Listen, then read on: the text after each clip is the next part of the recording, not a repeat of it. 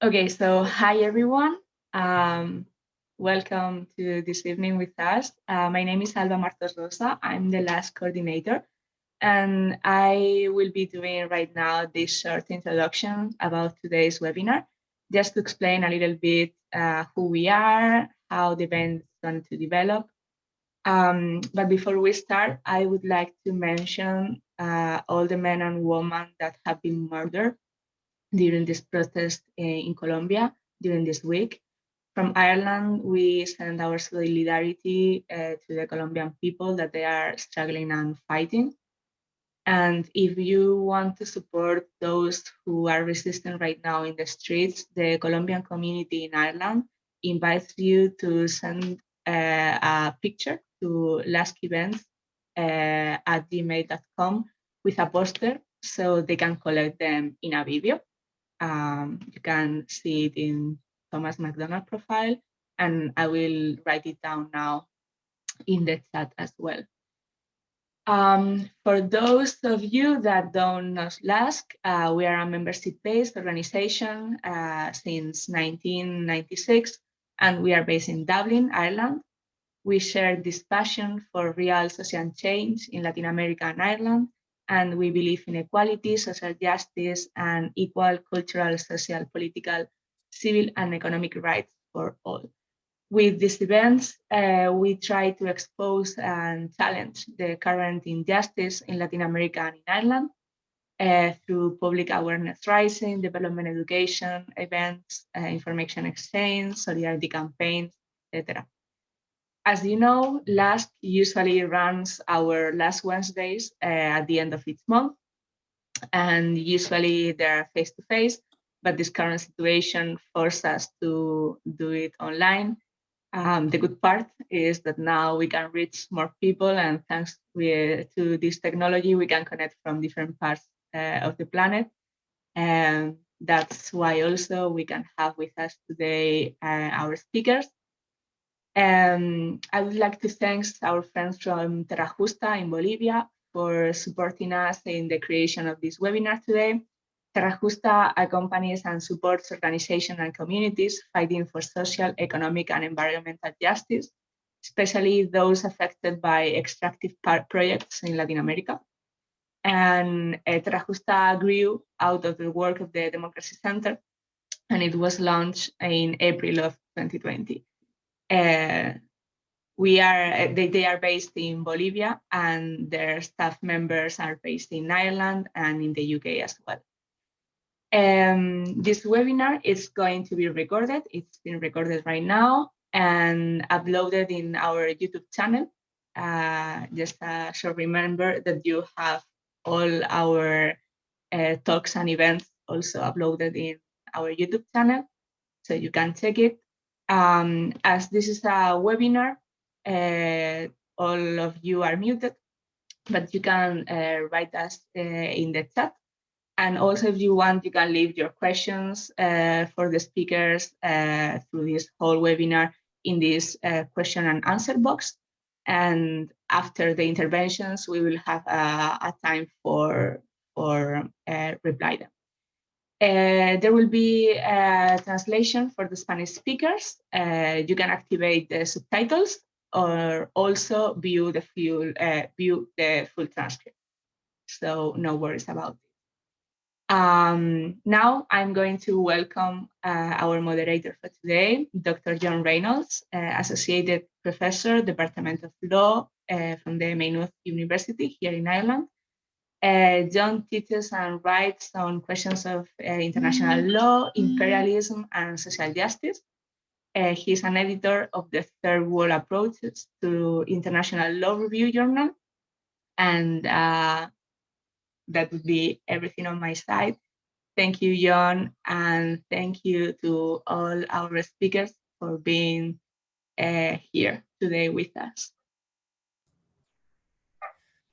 All right, thanks very much, Alba, and thanks to yourself and Thomas McDonough and all of the other organizers for putting this together and for inviting me to chair it. So I'm very happy to be here and very much looking forward to hearing the contributions from our speakers. But just, I'm sure we've all been following and seeing what's been going on, and it's been a particularly intense and difficult few days or week nearly at this stage since the protest started in Colombia in this period. And so what we were going to do before we get into the topic and the main discussion and our focus on the Canada-EU trade deal and the implications in terms of extractivism and mining and investor arbitration and all of that, we're just going to hear from one of our speakers from Colombia, just by way of update and information about what's been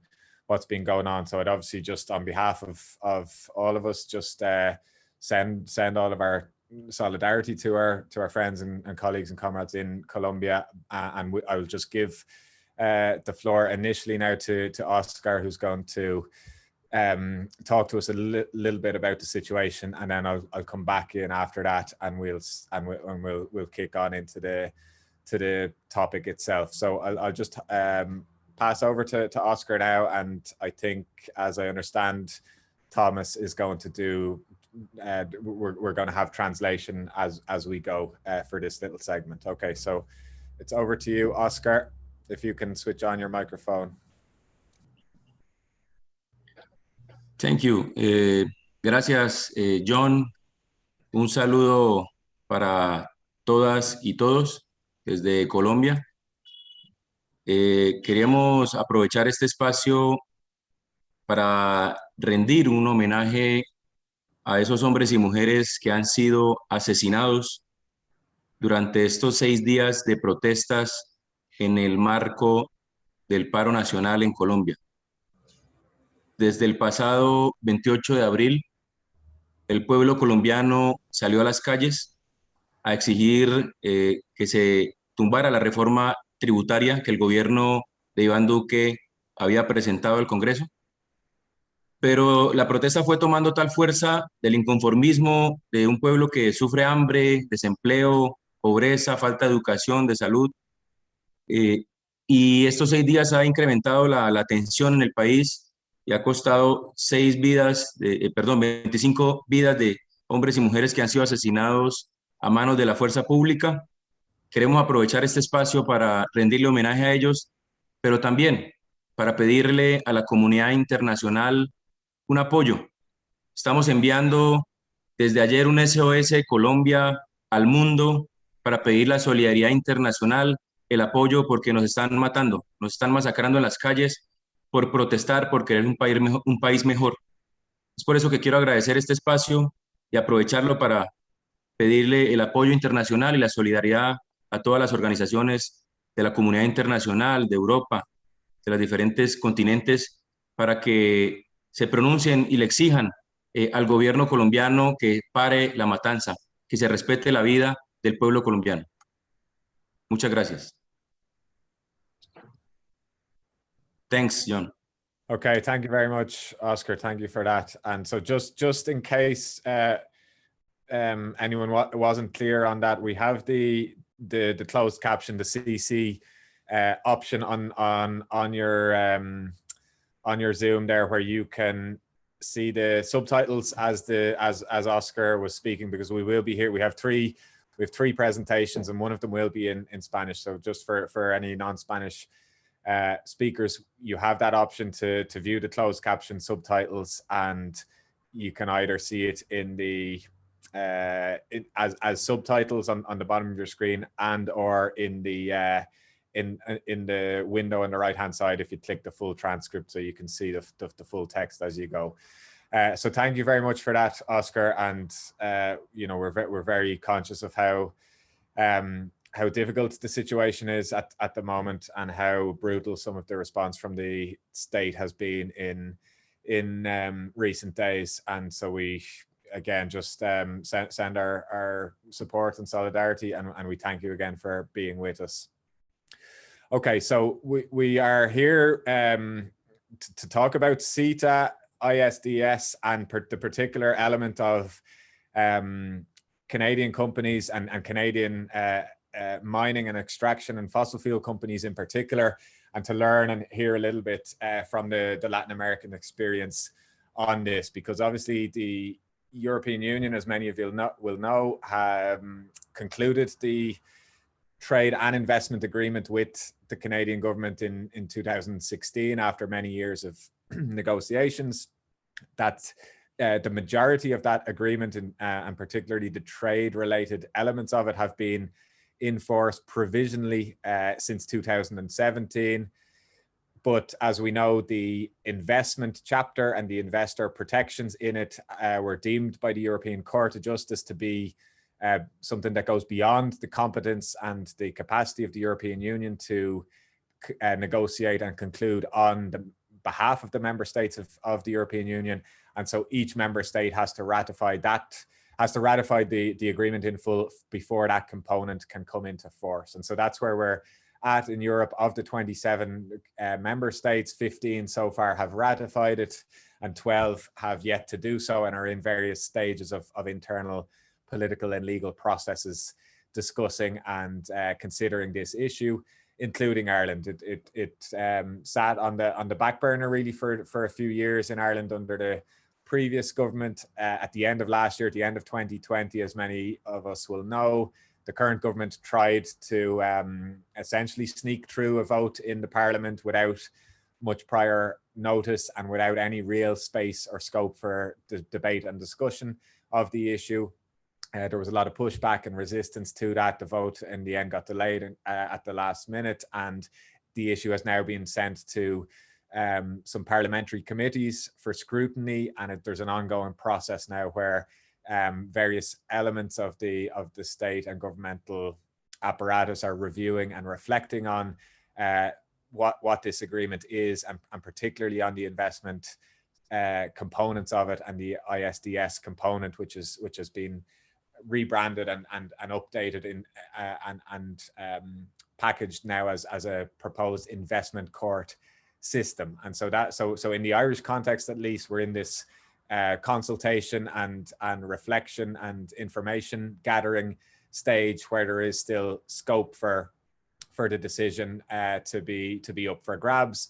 And what I think has been really important in the last few months since that vote was cancelled in December is the amount of discussion and information sharing and analysis and understanding of the gravity of the issues and the real risks that the state and all states in Europe and on the other side in Canada would be exposing themselves to with this particular component of the agreement that goes beyond the general mode of trade agreements that Ireland is currently involved in and part of. The only other comparable example of an investor state dispute settlement model that Ireland is party to is the Energy Charter Treaty, which is currently in the process of itself of being renegotiated because of so many of problems that have arisen with the ISDS mechanism under it, and a number of European states either withdrawing or threatening to withdraw from it. So there's a whole reform process ongoing there. And apart from that, Ireland is somewhat unique in Europe in not being part of other bilateral investment treaties that have these kind of investor state dispute settlement mechanisms. And so it's particularly important for Ireland to take seriously and to fully understand what we would be signing up to if we were to go ahead with this. We know from a lot of the history of investment treaties and ISDS and investment arbitration in previous decades about the kind of clear neo-colonial dynamics that have been at play in how these treaties have been applied and adjudicated. And we know also from experience that parts of the global south, including Latin America, have been very heavily and severely negatively impacted by the exposures to ISDS. And so we're very lucky to hear from some of those experiences today, and particularly in relation to Canadian companies. And the two, I suppose, specific things that we can say about Canada in its role in all of this, and Canadian companies particularly, are one, that the Canadian multinationals and Canadian investors are heavily represented or overrepresented globally in the fossil fuel and extraction and mining industries. That's the first part. And the second part is that they're very disproportionately represented in the number of in the cases that the Canadian corporations have brought under investment treaties and ISDS mechanisms. And so the last figures that I saw from the United Nations were showing that Canada and that Canadian companies were of the 193 member states of the UN members, Canada was the 6th most responsible for its corporations bringing these types of claims in absolute terms. And in relative terms, the US, for example, was number 1 on the list for American companies bringing these cases. But if we adjust it and think relatively in terms of the size of the population and the economies in Canada and the US, Canada is actually responsible for more than twice as many of these types of cases than American companies. And we know that they're very litigious and that they will exploit and use these mechanisms where available. And just in the last week or two, we had this big announcement from Alamos Gold, which is a big Canadian mining company that has announced that it's bringing a $1 billion claim against the Turkish government over the decision that the Turkish government took to not to renew mining licenses and not to go ahead with a big mining project that had been proposed, that had proved highly controversial, and that had met with huge resistance from environmental groups. And so the government ultimately decided to cancel it. The Canadian mining company say that they had invested $250 million already in the project, but tellingly that the claim that they're bringing for the project not going ahead is more than $1 billion. And so we can see the kind of impact that these claims have. And so we have 3 speakers to tell us more about all of this. And so I'm just going to introduce them one by one as we go. And so we're going to start with our colleague Jen Moore, who's joining us from Mexico.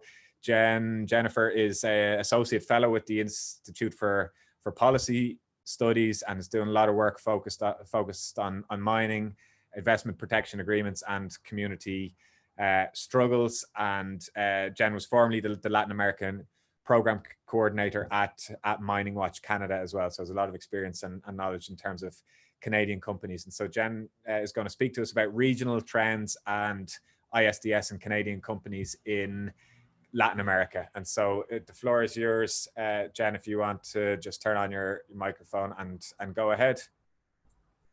Thanks very much, John. And it's really nice to be here with you all this evening. And thank you too to the Latin America Solidarity Center and to Terra Justa for this invitation. It's really an honor, and it's great to be together with our Colombian friends too, with Oscar and Luis Jesus, and to share this space with Linda, and looking forward to hearing from everybody. I'm going to just start by sharing my screen. And let me know if that's working properly. Yes, that's fine. Great. So I'm gonna, as John mentioned, gonna try to provide a bit of a regional perspective on the proliferation of transnational corporations that are bringing really costly suits, specifically in the Latin American context, but that I think is quite relevant globally. And this is based on a study that was carried out in cooperation between the Institute for Policy Studies, as well as Mining Watch Canada and the Center for International Environmental Law in Washington, to really look at this trend throughout Latin America and how mining companies in particular are increasingly suing Latin American governments to try to profit, whether or not they've actually opened a mine or not, such as in the case of Alamos Gold in Turkey that John just described. Just to give a little bit of context about investor-state dispute settlement for those of us that get a little bit lost sometimes in the terminology and the acronyms. One of the framing of our study was really about this idea of an extraction casino, and how, you know, companies are gambling and speculating all the time in the extractive industry, and really trying to make millions or even billions any way they can. And the arbitration system provides a very powerful means for them to do that when they may or may not be able to actually get a drill in the ground.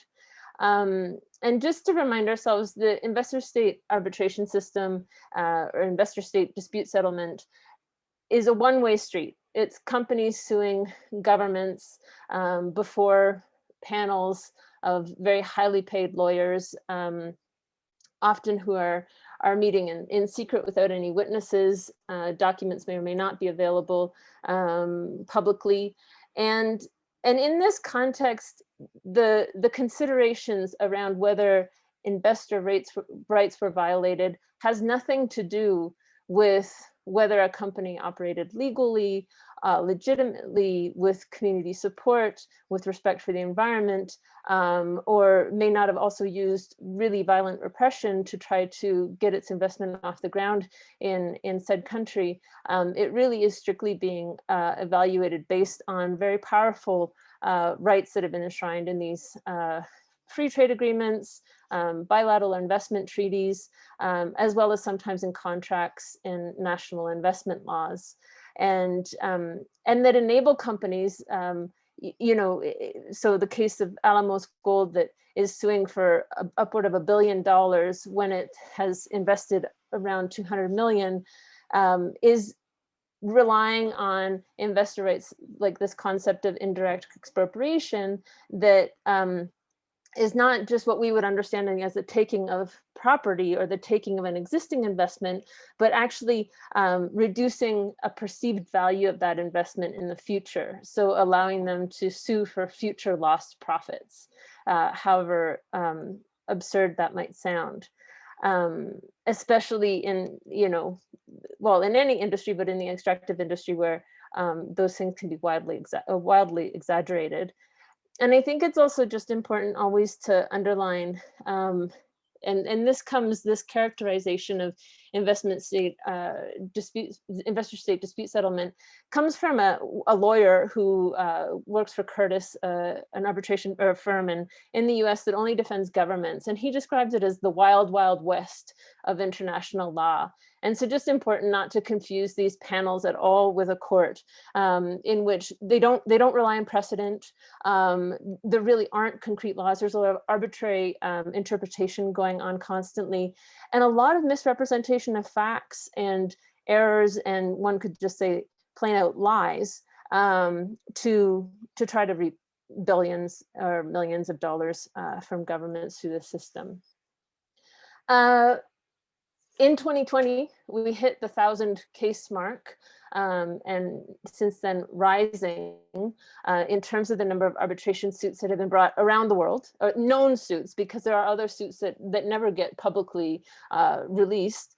And it's important to note just how much this is really truly a neo-colonial tool. 62% of cases have been brought against countries in the global South. And when we look at the sectoral breakdown of these cases, we'll see that the extractive sector tends to recur to international arbitration more than any other. So as of 2019, 24% of the cases had been brought by oil, gas, and mining firms. And this is these are global figures.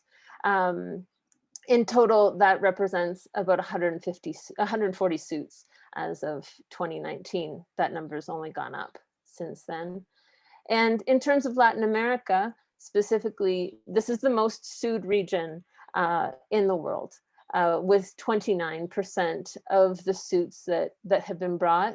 And of those 140 suits in total, about 38 as of 2019 were from mining firms against Latin American governments, which is when we closed sort of our latest report, which we'll be updating. So I'm going to just share a little bit of an evaluation of what we are finding about these suits, and I know that Oscar and Luis Jesus are going to go into a bit more detail specifically about how this is playing out in the Colombian context. So I'll use some examples from other parts of the region.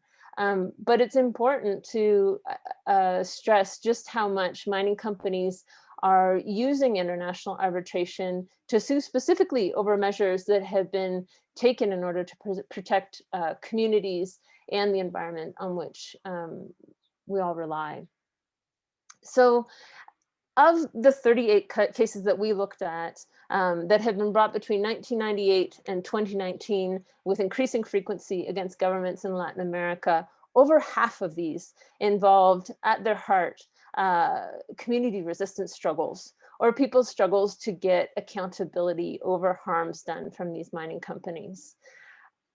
About a third of them related to local opposition or assertion of indigenous people's rights. Panama, Peru, Ecuador, Colombia, all of these governments have been sued for revoking permits from mining companies as a result of community resistance, and then were badly punished by these corporations seeking nonetheless to profit extraordinarily despite never having gotten social license to mine. Right now, there's a US mining company that's suing Guatemala for over 330 million euros as a result of a constitutional court decision to suspend that mine for lack of prior consultation with the affected community. So we see that when we're talking about measures, these can be decisions that have been made by regulatory agencies, municipal, national governments, and even in one case, we've seen a case of an international human rights body ordering a government to suspend a project, which led to chill in terms of the government's decision in that case. We also see in over half of these cases measures in dispute that relate to implementation of environmental or mining laws. Right now, Mexico is being sued for nearly $3 billion US by an exploration firm that wants to open a massive phosphate mining operation off of the shores of Baja California that is heavily resisted by the local fishing cooperatives, as well as tourist companies and environmental networks in the region over the detrimental impacts that could have up and down the coast. And that's currently in play. And there have been many more such cases against El Salvador and Dominican Republic when companies failed to obtain environmental permits for their projects. And then we also see a substantial number of cases being brought against governments when they try to nationalize or raise the taxes on these projects. And I think it's important to also mention that this sort of harm or impact that international arbitration can have is not just about the money that it can cost when companies try to punish governments for decisions that have been made by them or their courts or their regulatory agencies out of respect for people in the environment. We also see something that we've referred to as the chill effect. And here I use the concept of the Night King that many will recognize from the Game of Thrones. And this idea of how just the mere threat of a suit can have influence over government decisions, or whether or not they will actually implement laws that are on the books. This is something that is a little bit harder to document, but that nonetheless we can point to. I strongly suspect that this was part of the Mexican government's consideration earlier last year when the pandemic had just started, and it did not immediately declare mining to be an essential activity.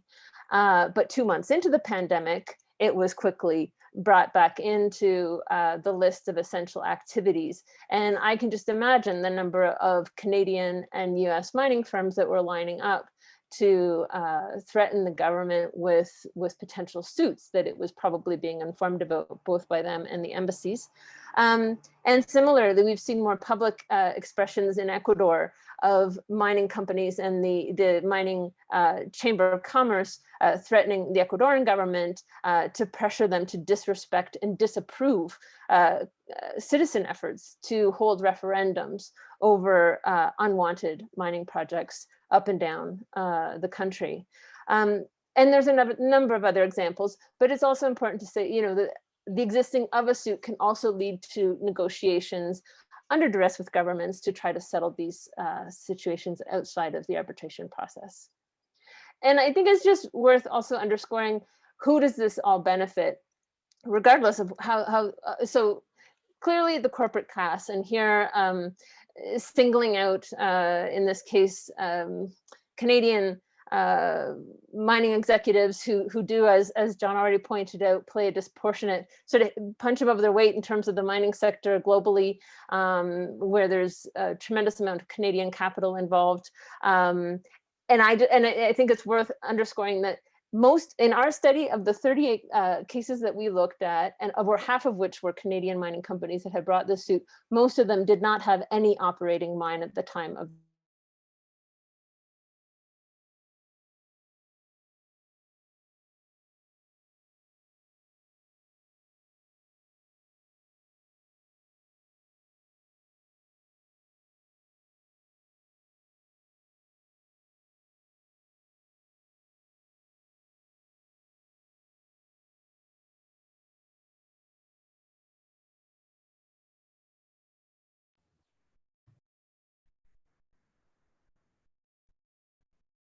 I don't know. I've lost Jennifer there. I don't know if the problem is at her end or at my end. Yeah, I lost her too, John. Okay, Jennifer. Yes, I think she's having a bad connection. Yes. Okay, she seems to be reconnecting there.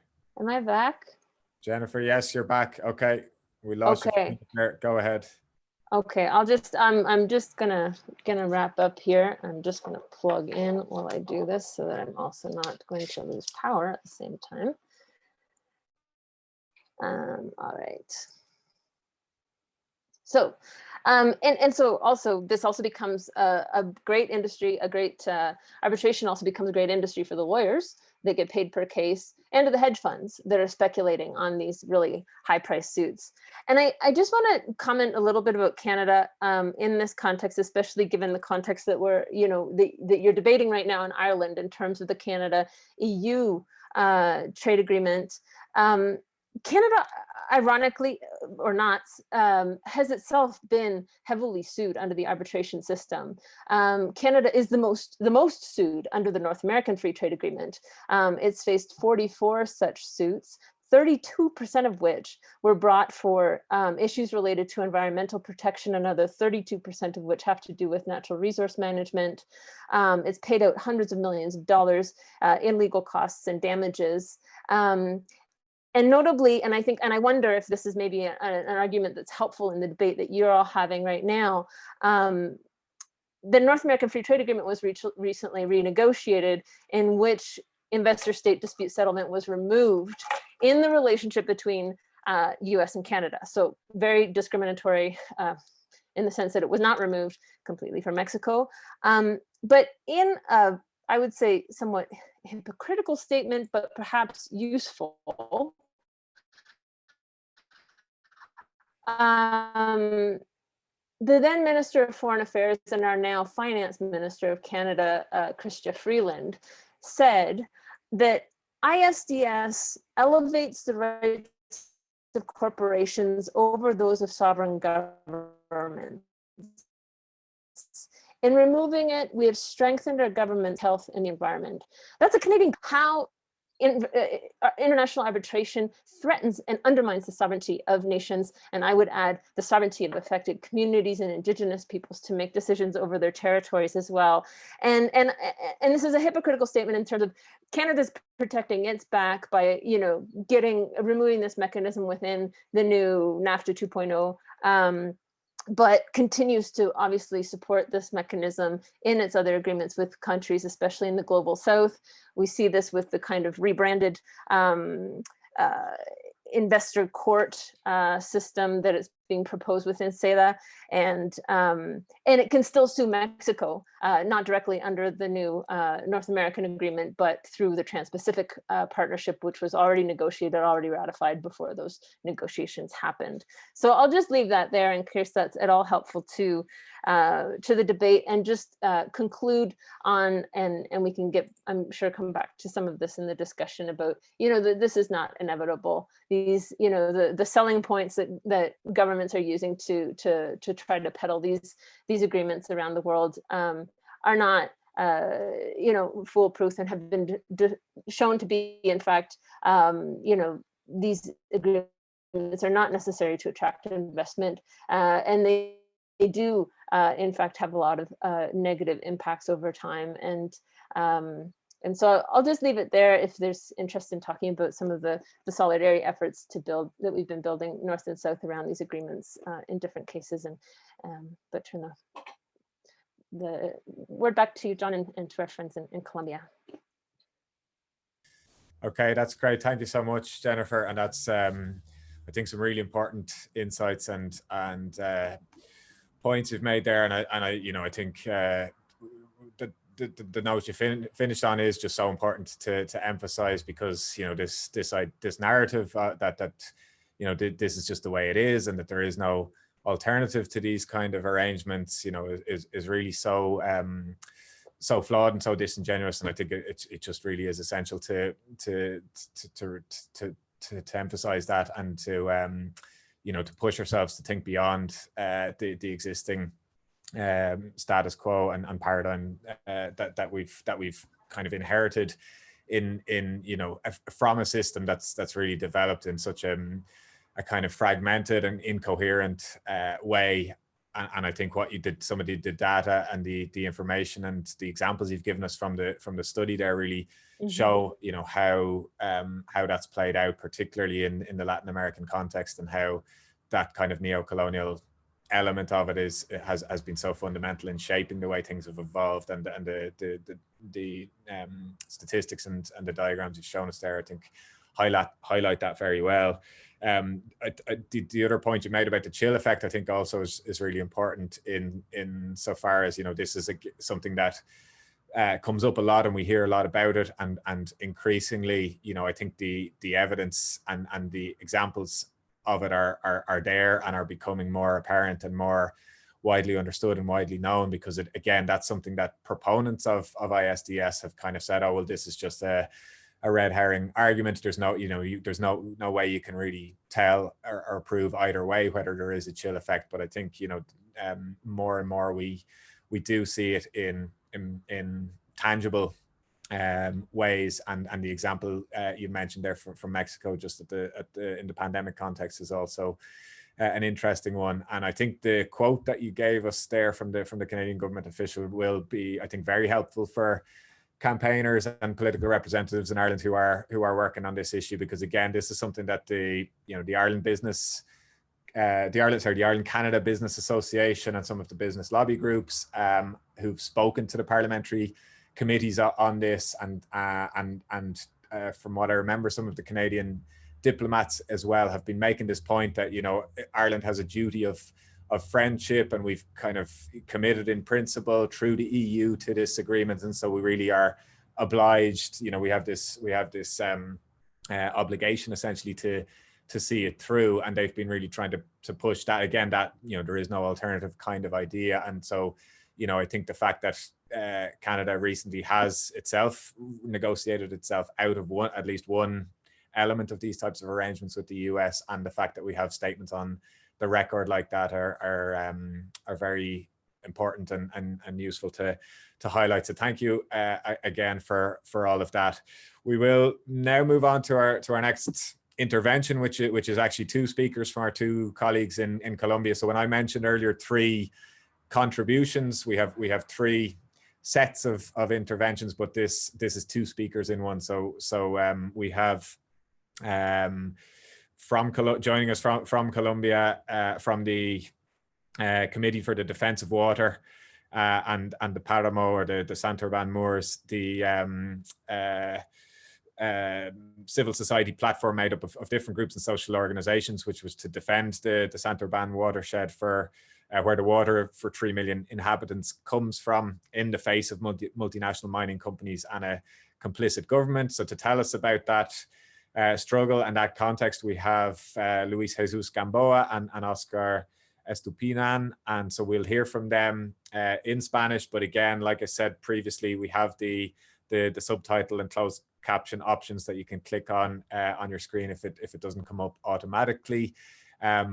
We will hear from them now, and just to mention as well, because after our friends from Colombia, we'll have one more speaker, and then we'll move to questions and answers. But we will take the questions already coming in now, because, and particularly for to help with our Spanish-speaking colleagues, it will be very helpful for us if you have a question now on what Jennifer has said already, or if you have questions as you hear or as you listen to or hear what our next speakers say. Please just put in your questions into the Q&A box, so that we have time also to translate them if needs be for our Spanish speakers. And so the Q&A is open, and you can go ahead, and we will try and take the questions as they come in. So if you get your question in now, it will get priority. So we'll without further ado, hand over now to Luis Jesus and Oscar, and the floor is yours if you want to turn off your microphone. Thank you.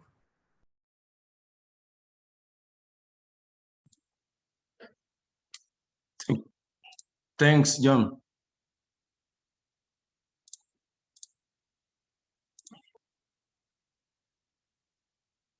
Proceso de defensa del agua y Santurbán. En nombre del Comité para la Defensa del Agua y el Páramo de Santurbán, agradecemos la invitación de Latin America Solidarity Center de Terra Justa a participar en este evento. ¿Qué es Santurbán? Solo 5 países en el mundo tienen páramos: Ecuador, Perú, Venezuela, Costa Rica y Colombia.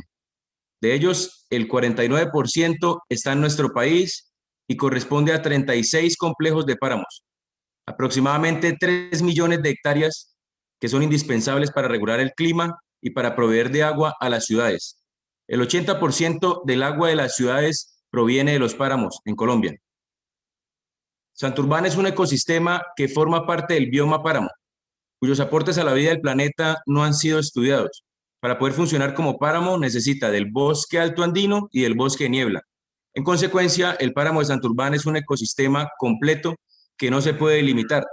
El páramo de Santurbán se ubica en Santander y norte de Santander, que es la cabecera que genera, regula y recarga el agua líquida, gaseosa y sólida que necesitan las poblaciones de los 2 Santanderes. ¿Por qué la problemática?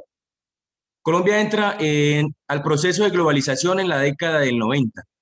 Ajusta normas y firma acuerdos para garantizar la inversión extranjera, dando legalidad a la política de explotación de recursos naturales que con el tiempo se denominó locomotora mineroenergética. Una de las consecuencias es la concesión de los recursos del subsuelo, sin contar el Estado con información suficiente en materia de localización de los acuíferos o aguas subterráneas.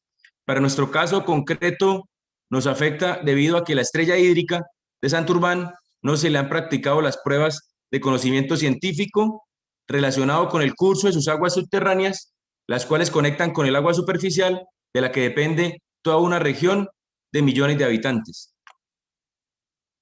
Para el 2010, el gobierno nacional había concesionado 37.657 hectáreas en Santander, específicamente en la zona del páramo de Santurbán, para minería de oro a grandes empresas mineras, entre las que estaba Greystar, hoy Ecooro, con 25.099 hectáreas. Esta empresa presentó un estudio de impacto ambiental en el 2009 de su proyecto Angostura al Ministerio de Ambiente, Vivienda y Desarrollo Territorial, solicitando licencia ambiental para explotar oro a cielo abierto.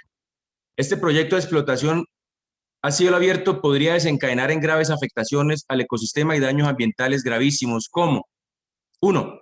Alteraciones severas del paisaje, destrucción de ambientes nativos y de sus plantas y animales, interrupción en los flujos de especies. 2. Alteración de cuencas hídricas superficiales y subterráneas.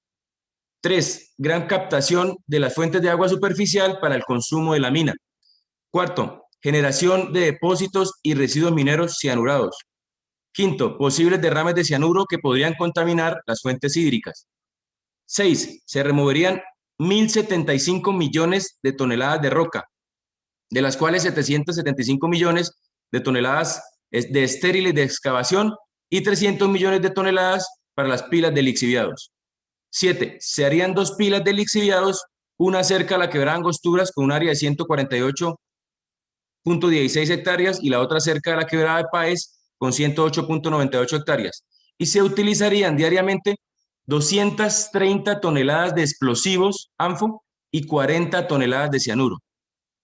Eran evidentes los peligros que representa este proyecto para el agua de los habitantes del área metropolitana de Bucaramanga.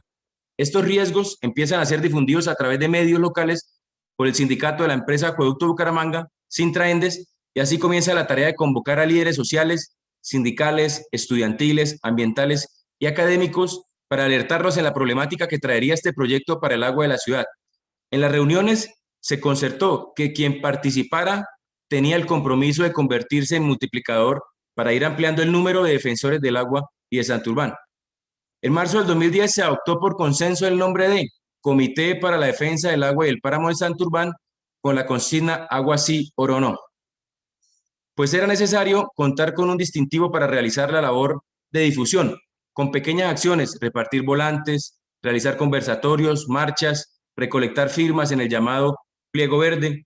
Se prendieron las alarmas dentro de la ciudadanía del área metropolitana de Bucaramanga y se amplió el círculo de ciudadanos dispuestos a detener el proceso de la licencia ambiental de la Greystar en el páramo de Santurbán. La problemática regional por el agua impulsó a un amplio sector de la sociedad santanderiana a vincularse desde sus organizaciones en el objetivo que se logró consensuar, que era defender el agua y el páramo de Santurbán. La empresa de Ecodoro, antes de Greystar, en diciembre del 2009, presenta solicitud de licencia ambiental para explotar oro a cielo abierto. Al considerar que esta acción atenta contra el agua de la región, se convocó a la movilización social, logrando movilizar a miles de personas a través de las convocatorias del Comité para la Defensa del Agua y el Páramo de Santurbán. Logrando movilizar a miles de personas en las calles, con esto se logra detener el proyecto con la negación de la licencia de explotación a Greystar. En el 2015, la minera AUX, que tenía títulos mineros en el páramo de Santurbán, es vendida en su totalidad a la compañía Mubadala Development de Emiratos Árabes Unidos, quienes de manera hábil le cambian el nombre a Minesa, que significa minera de Santander, pero de santanderiana no tiene nada. Es a partir de ese momento que Minesa plantea desarrollar el proyecto de explotación subterránea del páramo. El comité en respuesta intensifica la defensa y la movilización social durante varios años hasta el día de hoy. Hemos logrado frenar el accionar de esa multinacional que ha comprado políticos, medios locales para que apoyen su proyecto de explotación de oro. Pero el trabajo de conciencia colectiva que ha generado el comité ha permitido que la inmensa mayoría de la población rechace el proyecto y a la multinacional. La estrella hídrica de Santurbán siempre estará en disputa entre el oro y las multinacionales, o el agua para las comunidades. Por ello, en esta región necesariamente se debe tener en cuenta que está en peligro la vida de más de 3 millones de habitantes, la biodiversidad endémica de la región y la vida de los líderes y lideresas defensores del agua y la vida, encontrándose varios de ellos amenazados, pero que existe toda una comunidad enfrentada a las multinacionales y a una debilidad institucional de unos gobiernos que tienen la capacidad de cambiar normas para favorecer intereses de un capital internacional, que se debate contra la crisis económica y que ven los recursos naturales y la biodiversidad de los países pobres un medio para no bajar su tasa de ganancia.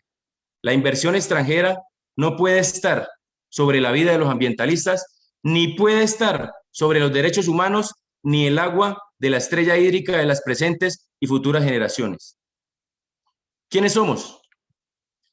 El Comité para la Defensa del Agua y del Páramo de Santurbán es una plataforma cívica constituida por diferentes actores y organizaciones sociales que empezaron a convocarse desde febrero del 2010 en el área metropolitana de Bucaramanga para defender la estrella hídrica de Santurbán, de donde proviene el agua para más de 3 millones de habitantes de los dos Santanderes.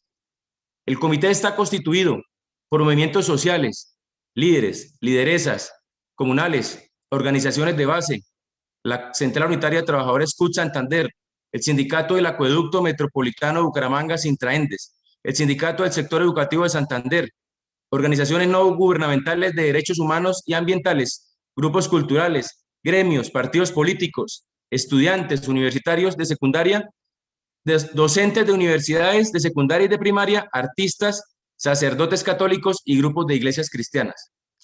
El comité es una plataforma lineal, sin jerarquías, ni mandos, ni cargos directivos, y se ha caracterizado por haber definido con gran acierto su razón de ser, la defensa del páramo de Santurbán y del agua como elemento esencial para la vida.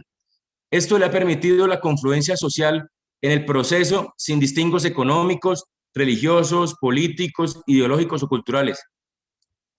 Las decisiones se toman colectivamente, construyendo consensos y respetando las diferencias. Este ha sido el éxito del comité en lograr movilizar en la ciudad de Bucaramanga a más de 150.000 personas gritando en una sola voz, agua sí, oro no.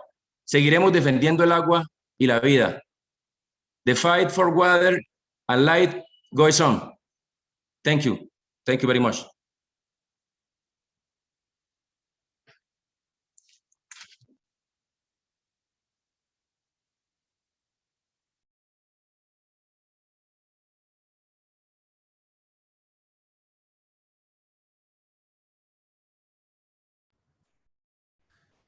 Okay, gracias, Oscar. And now we will give the floor to Luis Jesus.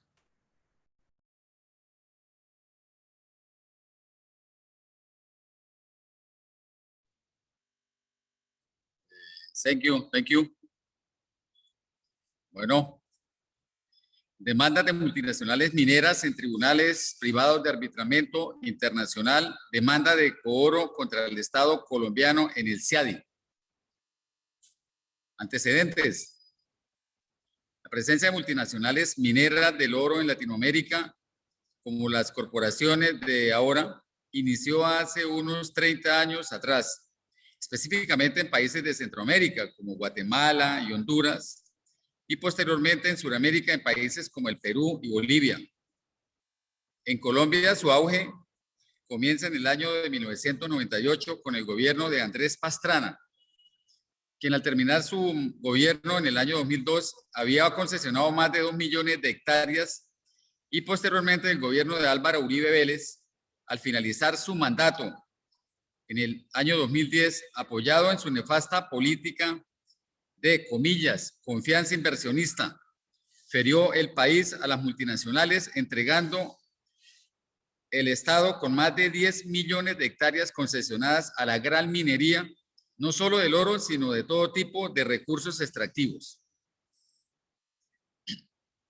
Es precisamente con la llegada de Uribe al poder y su cuestionada política de, comillas, seguridad democrática, cuestionada por haber promovido los grupos paramilitares en Colombia a partir de la creación de las cooperativas de seguridad Convivir, que reaparece en nuestra región la canadiense Greystar Resource Group, en la estrella hídrica de Santurbán, con un ambicioso proyecto de minería a cielo abierto en pleno ecosistema de páramo. Uribe Vélez suscribió, como muchos gobiernos de la región, un tratado de libre comercio con Canadá, incorporando en él cláusulas lesivas a la soberanía, siendo más un tratado de adhesión a los intereses del gobierno canadiense y sus compañías mineras desplegadas por todo el mundo. Greystar Resources fracasa estrendosamente con su proyecto de minería a cielo abierto. Dada la resistencia cívica y ciudadana adelantada por nuestro Comité para la Defensa del Agua y el Páramo de Santurbán, constituido en el año 2009 para denunciar el daño irreversible y a perpetuidad de nuestra estrella hídrica, lo que obliga a este a cambiar de nombre y llamarse Ecooro, empresa que intentó reformular el proyecto, pero que igualmente se ve obligada a retirarse por varios aspectos, como el retiro de la inversión de la Corporación Financiera Internacional IFC de dicho proyecto, ante queja instaurada por nuestro comité en la CAO del Banco Mundial por los impactos ambientales negativos de dicho proyecto. La permanente y contundente movilización social en las calles de Bucaramanga y una sentencia de la Corte Constitucional de Colombia en el año 2016 reafirmando la protección de los ecosistemas de páramo. Lo anterior hace que esta multinacional canadiense decida, amparándose en cláusulas especiales incluidas en el Tratado de Libre Comercio suscrito entre Colombia y Canadá, de solución de controversias de inversionistas y el Estado, SCIE o ISD por sus siglas en inglés, demandar al Estado colombiano acudiendo al Centro Internacional de Arreglo de Diferencias Relativas a Inversiones, CIADI, del Banco Mundial por la suma de 764 millones de dólares. Pero ¿cuáles son esas reglas de protección a inversionistas base de las demandas contra los estados y gobiernos para obtener millonarias compensaciones? Las multinacionales del extractivismo tienen por política demandar por todo. Esto, según la experiencia de varios países de la región, pero particularmente invocan lo siguiente: expropiación indirecta. En mi opinión, la más aberrante de las cláusulas. Mediante esta, la multinacional minera demanda a los estados para obtener millonarios compensaciones, no por expropiar físicamente sus propiedades, sino por las supuestas ganancias, comillas, esperadas del proyecto. Otra es el trato justo y equitativo o norma mínima de trato. Esta es otra regla de protección a la multinacional inversionista bastante cuestionada, puesto que los árbitros la interpretan de variada forma, sin apego a historia, cultura y sistemas de valores existentes en los diferentes países. Igualmente, la de plena protección y seguridad, igual de perversa a las anteriores, y le impone al gobierno que las proteja a toda costa, aún por encima de las comunidades afectadas y de las acciones de actores gubernamentales locales. Ahora, ¿cuáles son las justificaciones para acudir al mecanismo para la solución de controversias entre el inversionista y el Estado? Las justificaciones más utilizadas por las mineras para activar el mecanismo son las siguientes. 1. Atacar o cuestionar medidas gubernamentales tomadas durante el conflicto minero, como por ejemplo la protección de comunidades indígenas. 2. Cuestionar, atacar o disputar medidas gubernamentales referidas a la aplicación de protecciones ambientales y de la salud. Y una tercera proporción de las demandas instauradas ante el mecanismo es cuestionar medidas adoptadas de tipo económico y de administración de recursos, como por ejemplo la nacionalización de un recurso o la imposición de un impuesto.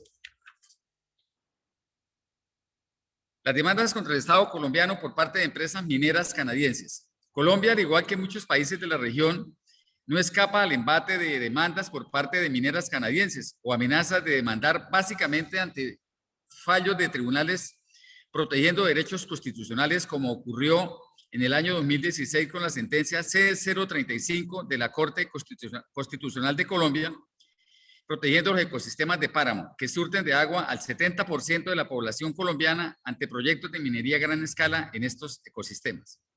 Las demandas se pueden sintetizar así. Una, demanda de Cooro Mineral Corporation por 764 millones. En este caso, la justificante es la protección ambiental y la salud para más de 1 millón de habitantes aguas abajo, y tuvo que abandonar su proyecto de minería a cielo abierto, tanto por el fallo constitucional como también por la férrea oposición de los habitantes de Bucaramanga, liderados por el Comité para la Defensa del Agua y el Páramo de Santurbán. 2. Eagle Exploration y Galway Gold, dos compañías mineras canadienses con concesiones en el Páramo de Santurbán, se juntan y demandan al Estado colombiano por cerca de 236 millones de dólares apoyados en el Tratado de Libre Comercio suscrito entre Colombia y Canadá en el año 2008 y puesto en vigencia en el año 2011. 3. Cosigo Reuser de Canadá y Cosigo Reuser de sucursal Colombia y otra norteamericana de nombre Toby Mining Energy norteamericana, repito, demandan al Estado colombiano por la exorbitante suma de 16.500 millones de dólares por la imposibilidad de su proyecto ante la creación del Parque Nacional Yaigojé con fuerte presencia indígena dentro de él.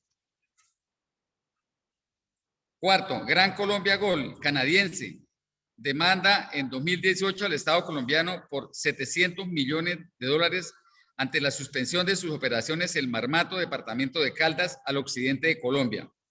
Allí la oposición ha sido fuerte, especialmente los mineros tradicionales y la población indígena y afrocolombiana. En el marco de esas luchas fue asesinado el sacerdote católico del municipio de Marmato. Quinto, la empresa carbonífera suiza Glencore, por la disputa con las autoridades colombianas y la Contraloría General de la República por el cálculo de regalías que señalan una deuda de 18 millones adicionales de dólares, demanda en este caso en el marco del Tratado Bilateral de Inversión por la suma de 767 millones de dólares, siendo recientemente condenado el Estado colombiano a pagar la suma de 19.1 millones de dólares. Árbitros, ¿cómo se escogen, cómo operan y la sede del Tribunal Internacional? Primero, manifestar la ilegitimidad de esos tribunales de arbitramiento, sea el CIADI o el CEDUN, que son tribunales privados de arbitraje impuestos en los TLCs y en los tratados de libre inversión y aceptados por nuestros gobernantes tercermundistas, dado que las empresas mineras son de multimillonarios entroncados con el gobierno norteamericano o minería del Estado, como sucede con las multinacionales canadienses agrupadas en la Oficina Global de Inversiones en Ottawa. Los árbitros son abogados corporativos muy bien remunerados, cuyos honorarios son de cuenta del país demandado y son de diversas nacionalidades, pero residenciados en Washington, sede además del CIADI y del otro centro de arbitraje del Banco Mundial, donde deliberan en secreto sin la presencia de testigos. Conclusiones. La primera, que debemos generar un consenso nacional para lograr revisar o, en el mejor de los casos, dar por terminado esos desiguales y leoninos tratados de libre comercio o los tratados bilaterales de inversión en que se amparan las mineras corporativas internacionales. Segundo, crear una legislación nacional que obligue a estas multinacionales del extractivismo a cumplir estándares de protección de comunidades ancestrales, el ambiente, la pequeña minería, tributos, incrementar el pago de regalías. Tercero, ante la imposibilidad de avanzar en políticas en defensa de las comunidades y de los recursos naturales, particularmente en Centro y Suramérica, donde se vienen afectando el recurso agua, lo procedente es la expulsión de todas esas multinacionales mineras y del gas y del petróleo y del fracking. Quiero dar un especial agradecimiento a la invitación que nos hace el Centro Latinoamericano de Soledad y a Terra Justa igualmente para todos ustedes, y además hacer un reconocimiento muy especial al trabajo que ha hecho Jennifer y Manuel Pérez en su corporación y en el instituto, porque hemos tomado de ellos, del Casino del Extractivismo, esta información, la estamos haciendo la pedagogía para cada día estar más capacitados y tener mayores conocimientos en relación con este tema tan importante que es una de las actuales líneas de trabajo del Comité para la Defensa del Agua del Páramo Santurbano. Muchísimas gracias a todos ustedes y una feliz tarde. Okay, gracias Luis, Jesus, gracias compañeros. Thank you very much for those contributions. I think what you've told us there is really important and really inspiring in terms of the struggle and the civil society mobilization and resistance that has been going on over so many years in your movements, and so that's great to hear about that.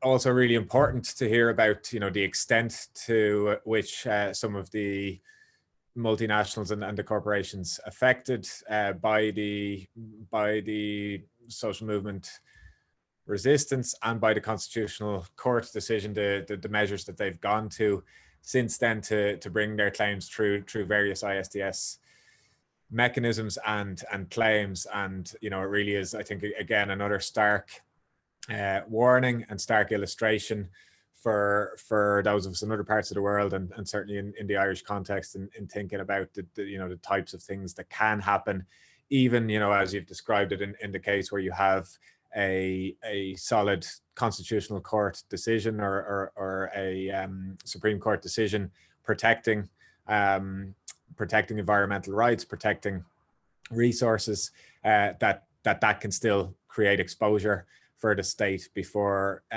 before an investment arbitration process. And you know, I think there's a lot of warnings there from what you've told us, but we do very much appreciate the contributions that you've given us, and I'm sure we'll come back to some of that in the questions as well. And so again, just to reiterate for people, please do send us in your questions on the Q&A box as soon as possible if you have questions you want to ask, just so that we have time to organize the translation if needs be.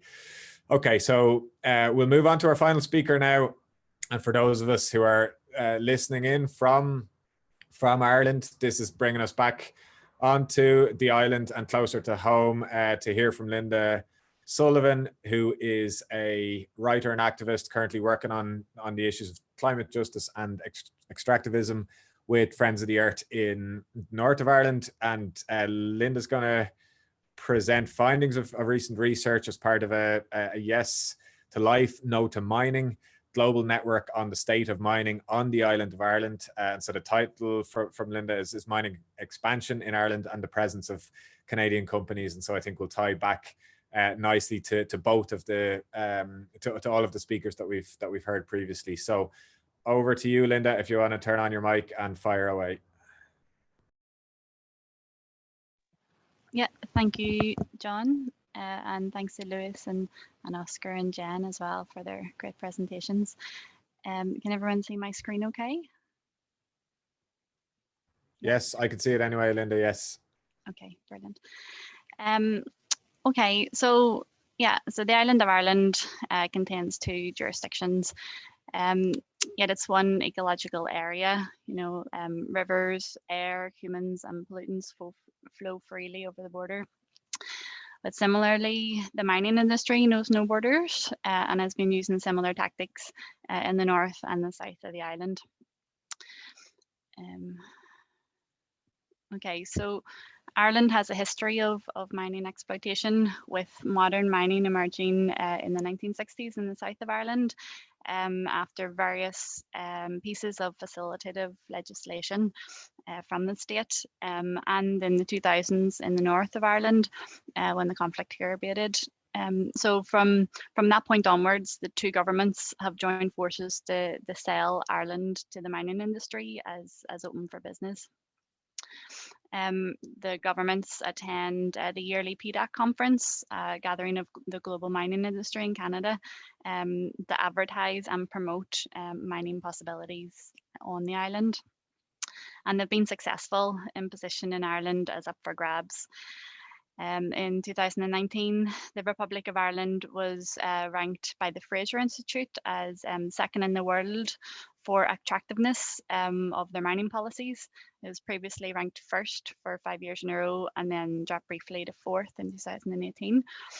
And Northern Ireland ranked 6th up until 2018 when the reporting stopped.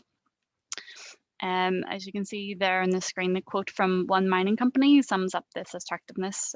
So Ireland, they say, has an established mining tradition, actively encouraging governments in both the Republic of Ireland and Northern Ireland, user-friendly legislation, excellent infrastructure and pragmatic environmental controls.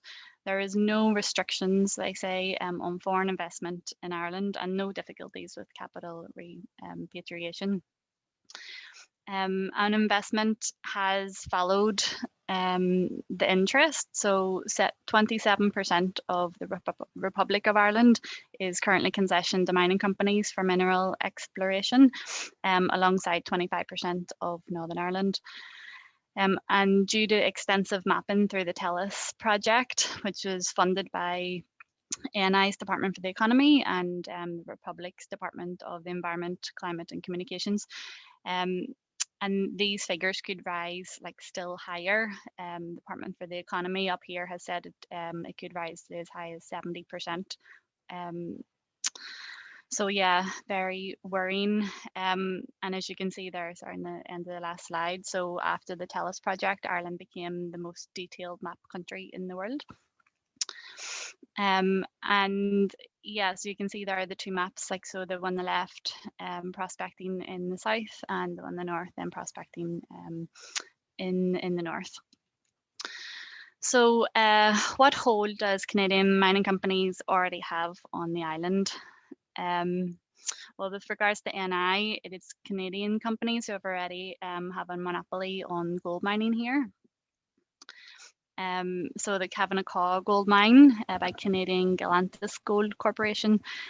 So this is situated 3 miles south of Oma Town, and it's been in production since 2007.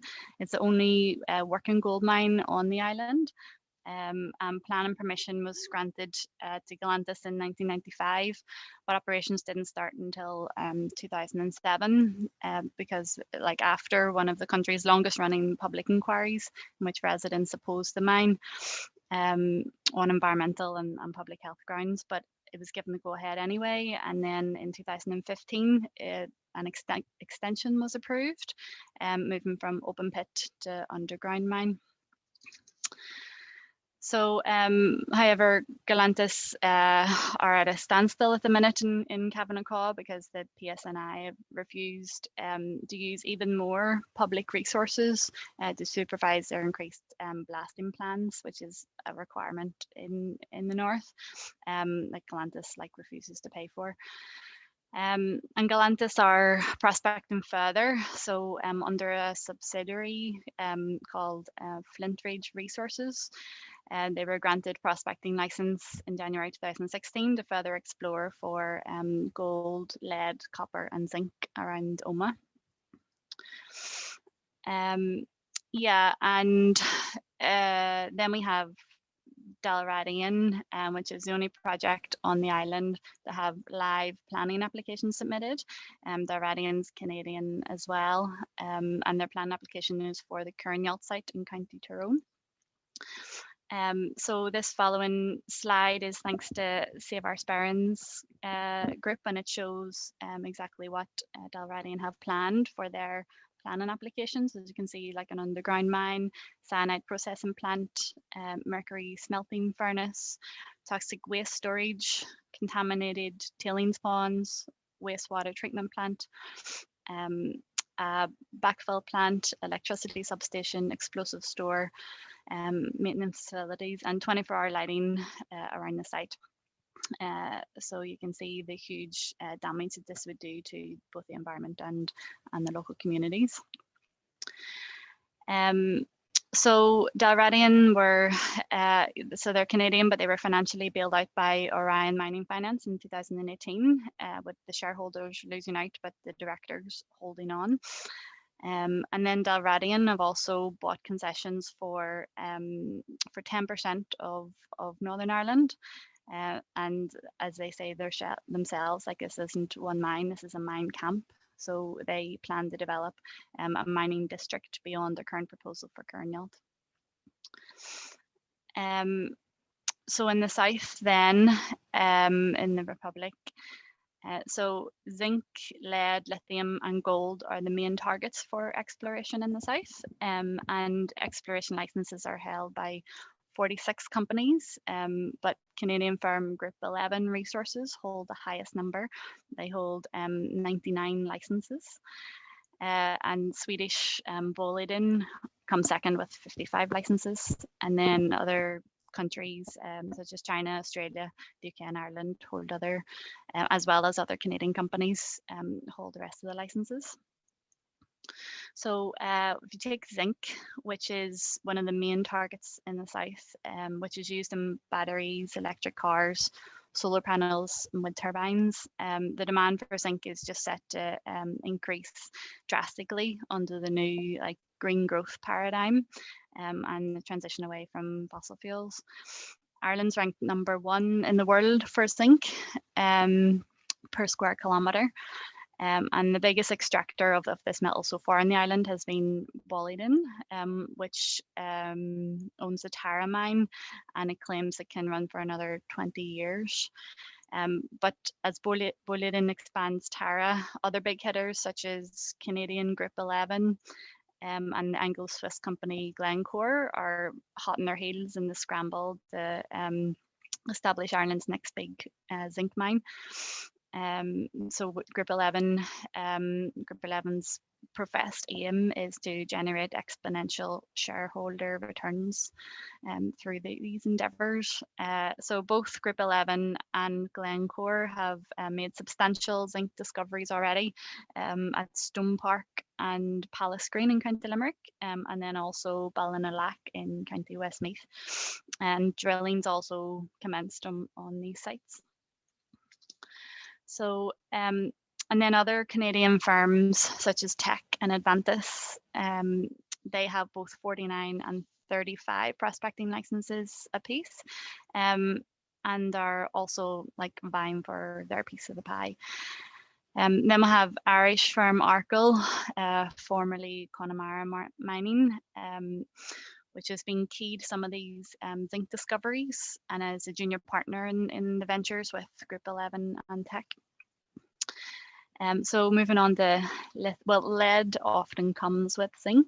It's often mined together. And then if we move on to lithium, then the demand for lithium at present a key mineral in the production of battery technologies, electric vehicles, and other technologies for renewables is rising and predicted to continue to do so, leading to a global boom in the prospecting for what's known as white gold. So the exploration of Ireland's lithium is creeping ever closer, with the Canadian and Chinese companies leading the way. So after decades of an Irish firm sampling and exploring in County Carlow and County Wicklow, then once a significant find was discovered, they passed on to Ganfeng Lithium from China and International Lithium Corp of Canada, who joined forces in 2013 and created Black Stairs Lithium Limited. And so then they registered their new creation in Taxilo Republic. And then now they've embarked on drilling in their project that's known as the Avalonia project. So you can see a common recurrence here of smaller Irish companies prospecting and exploring, and then when a significant find is discovered, they sell it on to the big hitters. So if you take Arkle then, so having done this with zinc, they're now attempting to do the same with gold. So Arkle has 2 active exploration sites for gold. So at Mine River near Avoca in County Wicklow, and then at Inishowen, County Donegal. And in Inishowen, they've been drilling since 2016. And they seem very enthusiastic, as some recent recordings have shown about what they've recently uncovered. So yeah, and Arkle have recently boasted that the find in Inishowen is similar to that made by Dalradian at the Colonial site. So it's not like we don't have an experience here of Canadian mining corporations and what they can do. Not only we can see in other parts of the world how they've operated, like we've just heard from Colombia, but also we can see how they've left their abandoned mines in previous projects here. So if you look at these are some examples of abandoned mines that continue to contaminate. And if you take the example of silver mines in County Tipperary, that the mine continues to contaminate like well after official closure. So silver mines dates back to the 13th century, but in 1962, Canadian International Mogul Mines took it over and exploited the mine until 1982. But after it finished exploiting, it quickly sold off the mine and disappeared basically, and the responsibility for aftercare was passed to the state. So just 2 years after the mine closure, the waste slurry had turned to dust in dry weather and blew toxic black clouds over the surrounding area, forcing the local community to evacuate. And since that time, mine waste has continued to contaminate the land and the water, leading to numerous instances of cattle death and increasing rates of asthma and cancer in the local population. And just as recently as 2017, cattle died from lead poisoning, and a number of local herds were found to have unsafe levels of lead in their milk. So the legacy continues. So, so this is the state of Canadian involvement in mining on the island. But unfortunately, it's only set to continue and increase. So with potential trade deals, as we've been talking about, CETA in the south, but also CPTPP, which is the Trans-Pacific Partnership Agreement, which also includes Canada. The UK government has already applied to join this, which would affect the north of Ireland. So with these trade deals on the horizon, like we're looking at the further stripping back of regulations and opening the door to more vigorous exploitation from Canadian corporations and other multinationals. And we also need to be wary of the new language of justification, the use of the oxymoron green growth. The industry and government are pushing ever more mineral extraction as having like a critical role in tackling the climate crisis, conveniently forgetting about the interlinked ecological, economic and social crises we're also facing, the common roots of which lie in the very DNA of the mining industry, which is extractive capitalism. So, but as the threat grows, so does the resistance. Communities are organising. Save Our Sperrins was formed in 2015, and now there's over 10 groups resisting not only Dalradian's plans, but all mining in the Sperrins.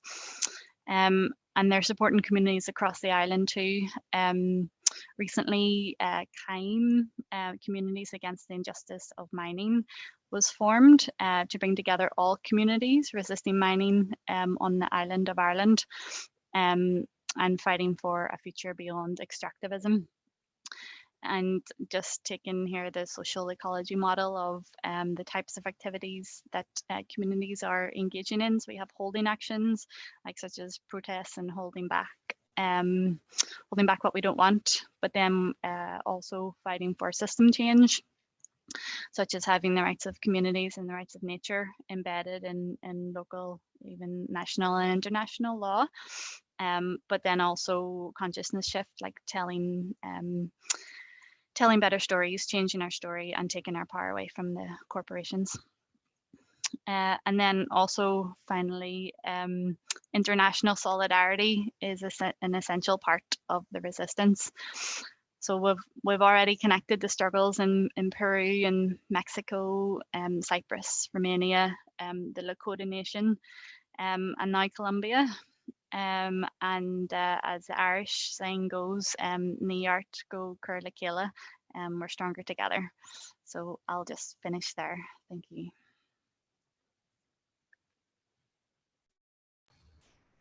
That's great, Linda. Thank you so much for that. And I think you've done a really good job there of just showing in a way how, you know, a lot of the stuff you're talking about, there's an element of a kind of a perfect storm brewing if we think about, you know, the way Ireland in both jurisdictions of the island are kind of have been positioning themselves in terms of the mining sector, and particularly these kind of newer minerals or the non-fossil fuel minerals that, like you say, have been central to the new kind of green growth narrative. And you know, the fact that that's going on, that so many Canadian companies are invested, that there are these links between the smaller Irish companies with the bigger Canadian ones, and the fact that we're on, you know, potentially on the verge of ratifying an investment deal with Canada. You know, we can see, you know, we can see things coming together in a quite dangerous way. And so it's, you know, I think the work that you're doing and highlighting this and putting it before us like that is really useful. So thank you for that. So that's all of our speakers. We've got about 25 minutes or so, I think, for some discussion now, questions and answers. I can see just one question coming in there now, so I might just start with that. But I would just ask for those of us that are here to please, we would very much like to hear from you, and the speakers are here and available to expand on anything that you might be interested in. They're very good to have given us their time, so please do try and avail of that. So I have, just since we finished with you, Linda, just a question, a specific question coming in there from Hein Elbrecht, which is asking for an update or a report on CAIM, which I think is is that the Ballyhighland mine in Wexford. I don't know if you have specific information or details about that you could be in a position to share. Yeah, no, I think CAIM means CAIM, which is the recently formed network of communities resisting mining. Okay. Because he's part of it himself. So yeah, since the start of the year, we have been coming together, communities across the island, and discussing like how we can support each other, how we can build solidarity, both north and south, and east and west, and show a greater strength in the face of this like increased mining threat. And so yeah, it's been going really well. Like CAIM is probably not pronouncing it right. If someone more fluent Irish speaker can correct me, but it kind of it means protective circles, and it's like an ancient Irish word, and it's very appropriate to create protective circles around each other, and around our circulars, yeah, okay, and around what we value most, which is our land, our water, and our mountains. So yeah, there's watch this space, I suppose. There's I see from the list of participants that there are a number of people from the network present here today. So it's great to see, and yeah, we'll be coordinating and talking more with our friends from Colombia later in the week, to further build solidarity in those important connections. Great. Okay, thank you, Linda. Okay, so I know Alba had a question as well that you wanted to come in on. So do you want to ask your question now, Alba, or will I've one more I can take from the chat box if you want to hold off, or are you happy to come in now? It's okay. I can wait until the end. You can with the questions. You have your microphone on now. You may as well fire away. Okay. Well, I've been seeing in the chat box a lot of messages from solidarity from Ireland, and also Linda talk about she referenced the international solidarity and how important it is. So I think my question for Oscar and Luis is, what can we do from Europe to support the actions of the Comité de Defensa del Agua y del Páramo? I will do it now in Spanish. Oscar y Luis, muchísimas gracias por vuestra intervención. Estaba diciendo que estoy viendo en el chat muchos mensajes de solidaridad desde Irlanda, y también Linda ha hecho referencia a lo importante que es la solidaridad internacional. Entonces, creo que mi pregunta para vosotros es ¿qué podemos hacer realmente desde Europa para apoyar las acciones del comité? O en general, ¿qué podemos hacer desde Europa para ayudar en este caso? Porque estéis vosotros aquí, a Colombia, pero bueno, en general, ¿cómo podemos apoyarnos internacionalmente? Esa sería mi pregunta. Y de nuevo, muchísimas gracias por vuestra intervención. Ha sido muy, muy interesante.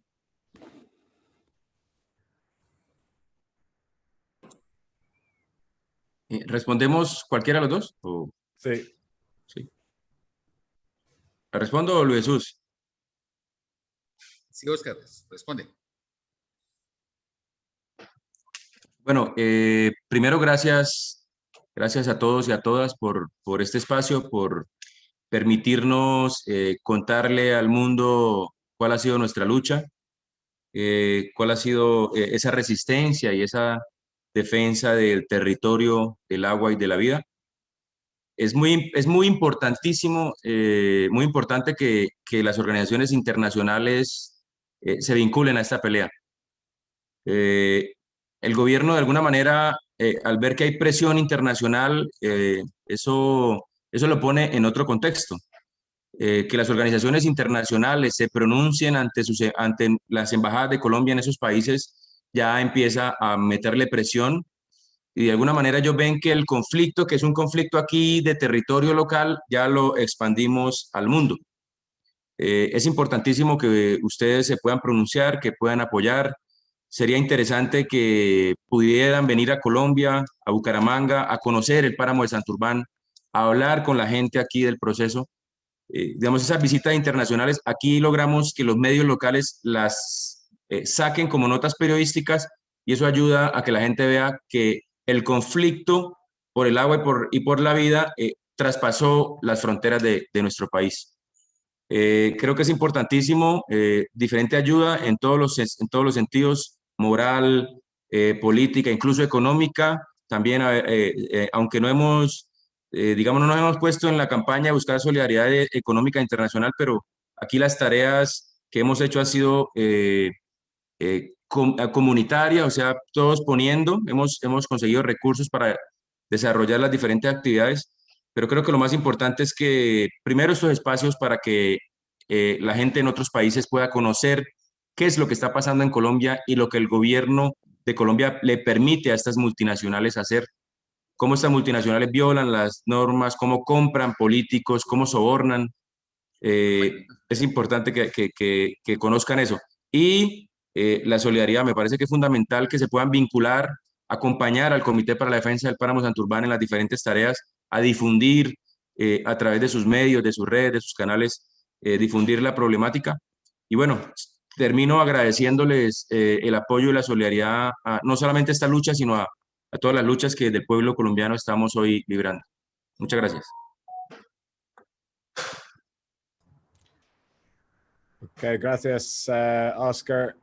Luis Jesus, do you want to add anything, or will I move on? Sí, muchas gracias.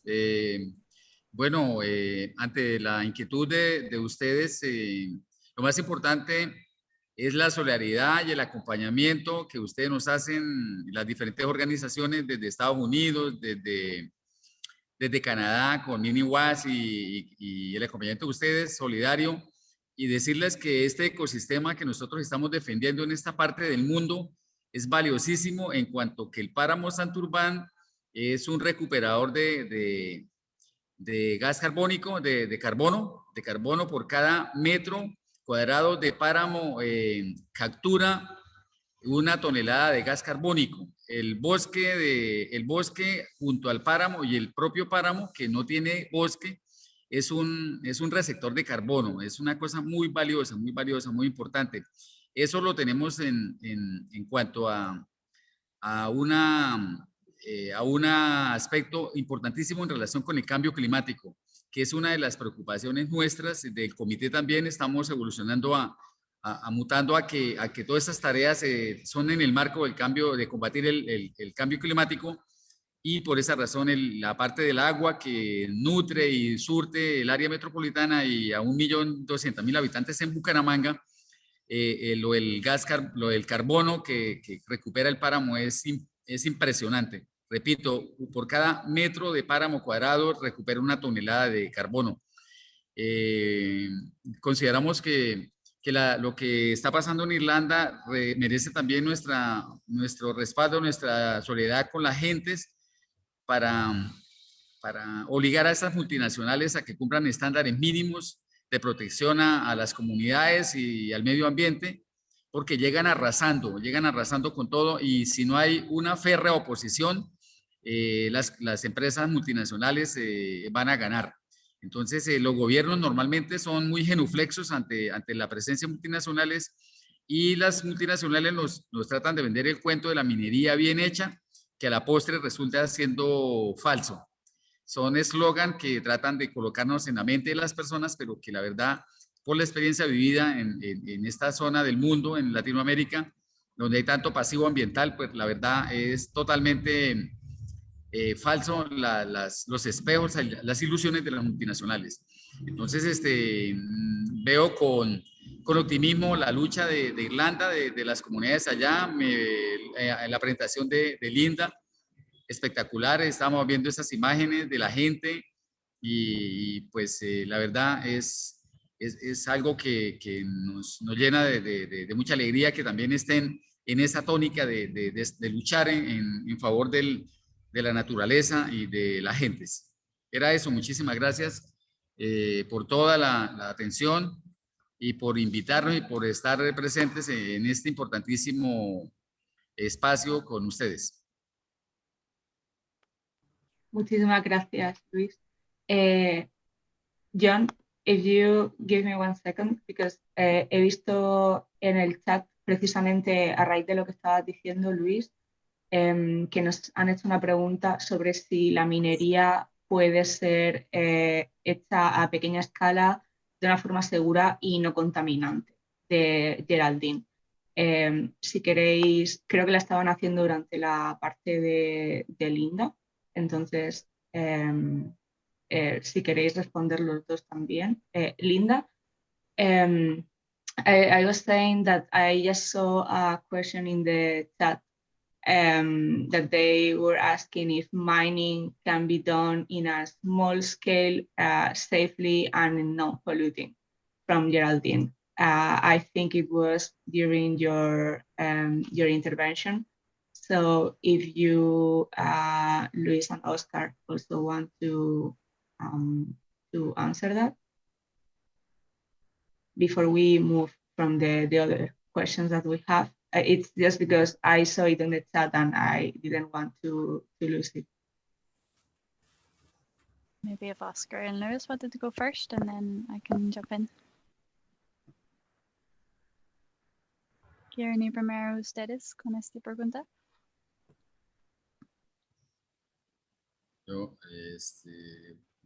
La pregunta, yo quiero responder de la pregunta. Bueno, es una conceptualización de minería a pequeña escala.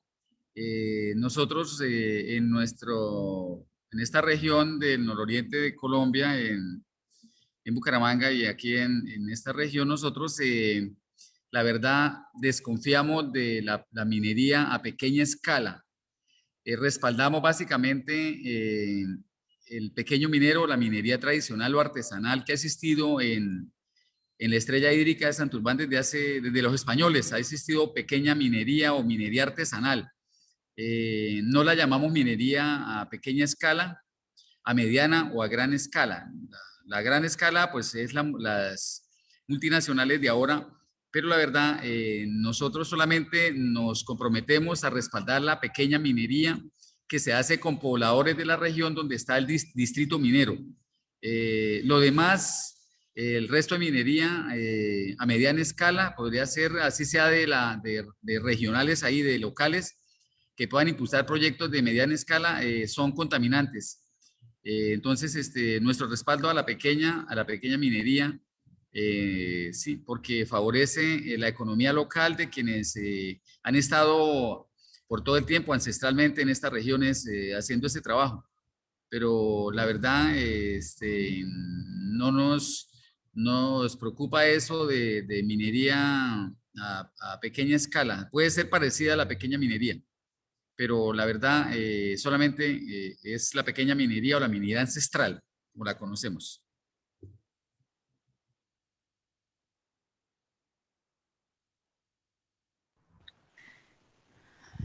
Yeah, so personally, I have never seen or know of mining that is not contaminating or destructive.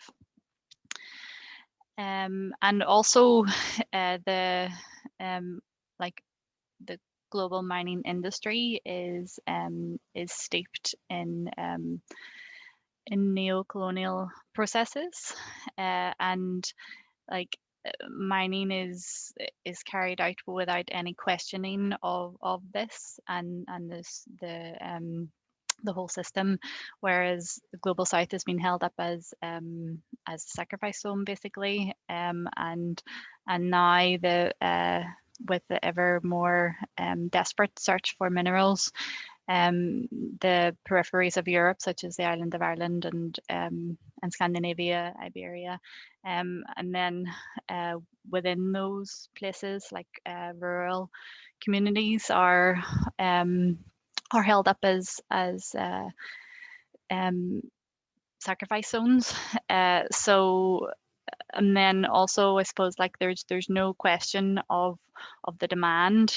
So there's no question of this growth, this crazy growth paradigm that just keeps on needing to consume more and more. There's no investment, no real investment in recycling of what's already what's already taken from the earth is so much. There's actually so much that could be recycled. Gold, for example, there's just totally no need for the extraction of gold. There's already extracted enough gold sitting in bank vaults or as jewelry to satisfy more than 200 years of industry needs of gold. So the fact that gold takes up the lion's share of exploration budgets just underlines the ludicrousy of the global mining industry. So without looking at addressing all that, like we can't really look at how mining can be done better because the whole system is rotten. All right, thanks, Linda. So, okay, we've got about 10 minutes, I think, before we're going to have to start wrapping up. So if speakers are happy to bear with us, we'll just try and get through the last few questions that we have here, and then we'll wrap it up. So thanks to everyone who's stayed with us. And what I might do is just put the last 2 or 3 questions together here to put them to the group and do one final round of answers from each of our speakers. And so we have a question from Liz Carrigy asking if the speakers could please explain a little bit about how the licensing process works and where are the pressure points in that process where we could have some influence as activists. And so you might all have something to say on that, Jennifer, Linda, and our friends in Colombia from your own experiences, but we have a couple of other questions as well, so we just feel free to answer whichever are most relevant to you. So we have a question as well from Laura Cahill, which is addressed primarily to our colleagues in Colombia, to Luis Jesus and Oscar, but others might have thoughts on it as well. And so Laura is saying that it was shocking to hear the impact of ISDS claims in Colombia. It was also impressive to see the mobilization that's taken place to push back against the companies there. And so Laura's wondering if there's any tips that you would have for us in organizing here in Ireland against CETA and against the kind of investor abuses that we've seen. So so that's from Laura Cal. And then we have another question that's kind of again touching on the connections with Colombia and similar to maybe Alba's questions previously, but just from Bernadette Hopkins asking, how can we support you in Colombia? We would like to create some ways to do that in solidarity. And I think you've partly kind of answered that already, but if anyone wants to add anything on that, I think certainly, clearly the theme from these are the questions I can see in the Q&A, but just from scanning the chat room there, where there's a lot more messages, there's a very strong current of people expressing solidarity, gratitude to all of our speakers, and admiration for all the struggles that you're involved in locally in your own contexts, but also making the connections transnationally between them as well. So I'll just maybe do one final round where we can try and address at least some of those issues. So again, just to recap the question around mining, or sorry, about licensing processes and pressure points there, and then issues and questions around tips for mobilization and ways to organize in Ireland, and then go in the other direction. Any additional thoughts or comments on solidarity with Colombia? And as I'm reading it again, you know, that question isn't specific to whether it's talking about the process you've been speaking about in terms of the Water Defence Committee or the more recent protests, or both. So we'll leave that open, and you can take it as you see fit. Okay, so we might start with you, Jennifer, if that's okay. Sure. So quickly, maybe I'll touch just a little bit on sort of other resources for the struggle against the Canada-EU trade agreement. And I see a comment earlier with regards to concern too about, you know, the opportunity to regulate and to ensure good protections for people in the environment in Ireland. I wanted to just share a resource that I think is really helpful to some of these concerns, that was put together by the Canadian Centre for Policy Alternatives with the Transnational Institute, and that looks at, because I think there's a lot of sort of attempt to rebrand the investor arbitration system that is known as ISDS under other agreements, but that they've rebranded as this idea of the investment court system in CETA. And there was a really interesting, it's a very short, useful document, just a few pages, the executive summary is enough, that was put together, where they looked at some of the most egregious cases that had been brought by companies against governments for environmental and health measures, including for things like putting, you know, images on packages of cigarettes, for the, you know, the health impacts that tobacco has, or the Trans-Canada case, where now that the Keystone Pipeline in the US has been just turned down again, is likely to reawake this 15 or 16 billion case that Trans-Canada is promising to bring against the US, amongst others. And these organizations did a test to see if the new investment court system would actually prevent these most egregious cases from being brought forward. And the fact is, it wouldn't prevent any of them. In fact, it opens the door to more, because it introduces new elements, such as this idea of legitimate expectations, which we know mining companies can use all the time to say, oh, well, you know, the minister told me in a closed door meeting that they were going to approve this project. So that I had legitimate reason to think that we were going to get all the permits. And so the fact that our environmental permit got turned down is justification now for us to bring a $2 billion case, such as what's happening right now in Mexico, amongst others. So I think there's just wanted to share that resource, which I think is really helpful, and also just really encourage, I think, you know, cross movement building right now in terms of this. You know, those of us that are working in mining justice or in climate justice or in other areas, there's a common struggle in terms of, you know, the kind of tools that agreements like CETA put in the hands of transnational corporations, and that we have to stop them in their tracks. And so I just think that, you know, and showing to the hypocrisy of governments like Canada's that continue to really try to push these neocolonial tools around the world. And I think that hypocrisy in terms of how they responded around the renegotiations of the North American agreement and how they're trying to push this in the European agreement could be something that is helpful. But yeah, I'll just leave it there for now, and really appreciate the conversation that we've all had today. Thanks.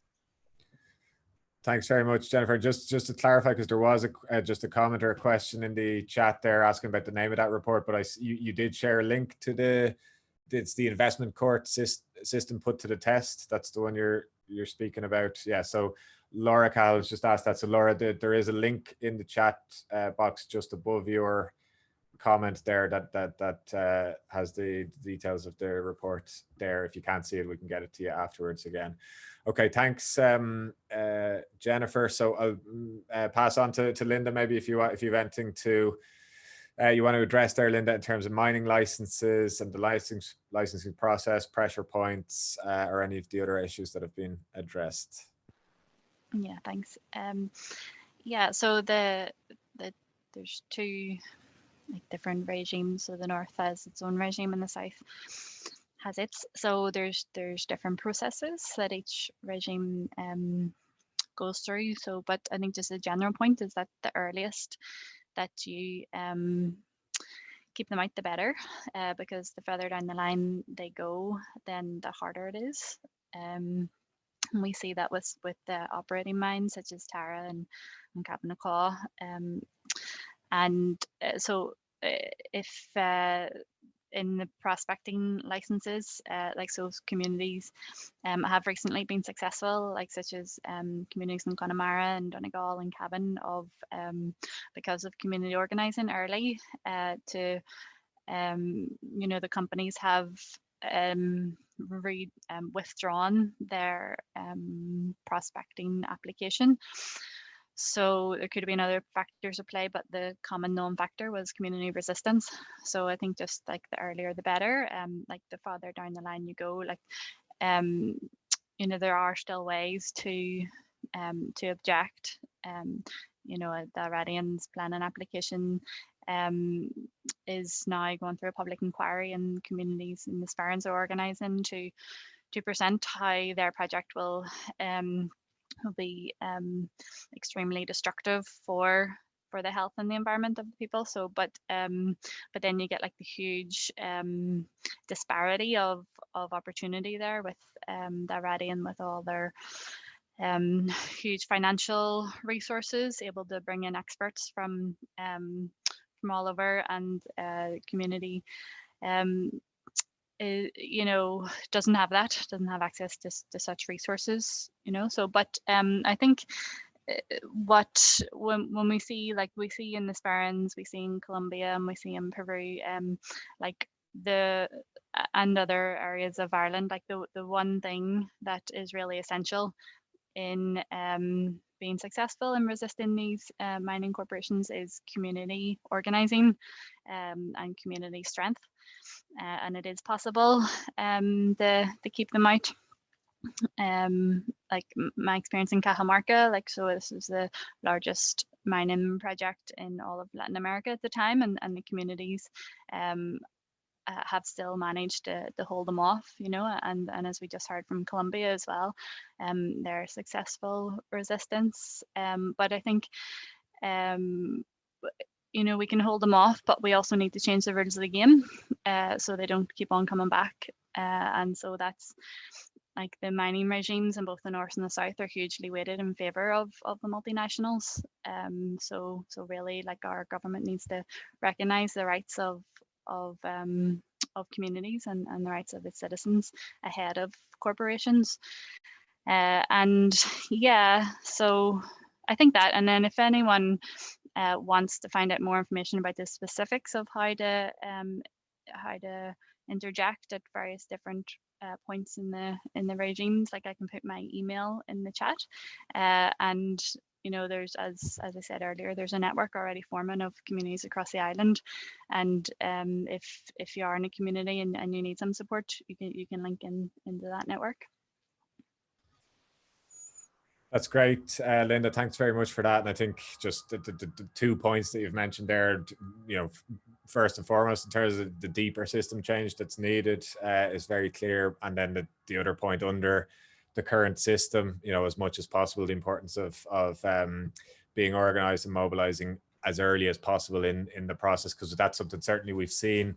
And it links back to what Jennifer was saying about the legitimate expectations, the reasonable expectations point. What we've seen in so many of the ICSID and investment tribunal cases is that even where it wasn't at the stage where mining licenses themselves had been granted, but where there was some expectation had been created by the host state towards the company, that in some cases was deemed more than enough to have created the expectation that was the basis then for huge claims to be made. And one case. There's one famous case that I'm thinking of that some people are probably familiar with, which was the Tetian Copper Company case against Pakistan a couple of years ago, where, you know, the project had only got as far as exploration stage at, you know, at a provincial government level, and the actual mining licenses themselves were never actually granted, as far as I know, in that case. But still, even,